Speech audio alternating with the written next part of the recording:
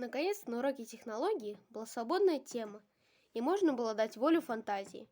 Идея моя родилась после раздумий и желания чего-то оригинального и красивого. В результате я сделал камин с имитацией горения поленьев в очаге. Делал долго, месяца два, но результатом меня порадовал. Стенки выполнены из фанеры толщиной 4 мм.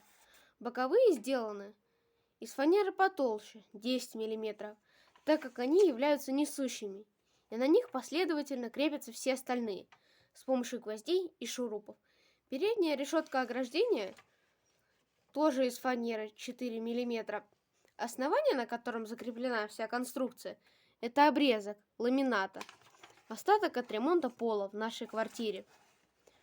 Все фанерные детали зачищены наждачной бумагой до гладкого состояния, без царапин. Затем покрыты морилкой по дереву, и после высыхания покрыты 3 слоями лака под красное дерево.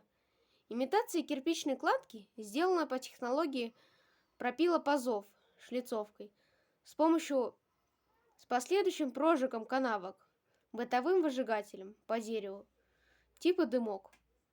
Поленница сделана из настоящих ореховых веточек без обработки для придания натурального вида дров в очаге. В нижнем слое дров между поленьями сделан зазор для установки светодиодов, так, чтобы они не были видны, но освещали веточки и давали множественные хаотические мерцающие тени, имитирующие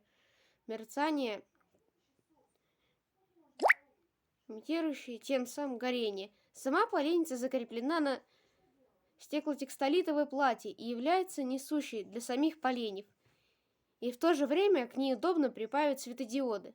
Поленья между собой приклеены эвоксидной смолой и скреплены проволокой, продетой сквозь отверстия в самих поленьях и припаяны к плате.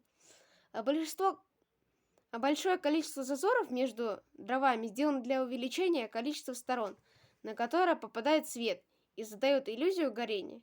Светодиодов применено 24 штуки в 2 ряда, по 12 штук.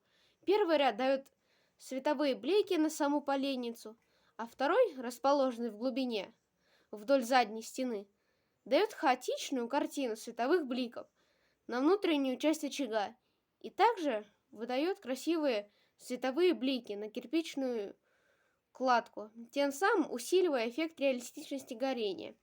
Светодиоды запитаны зарядным устройством от старого сотового телефона. Результатом я доволен. Оценка учителем моей работы 5.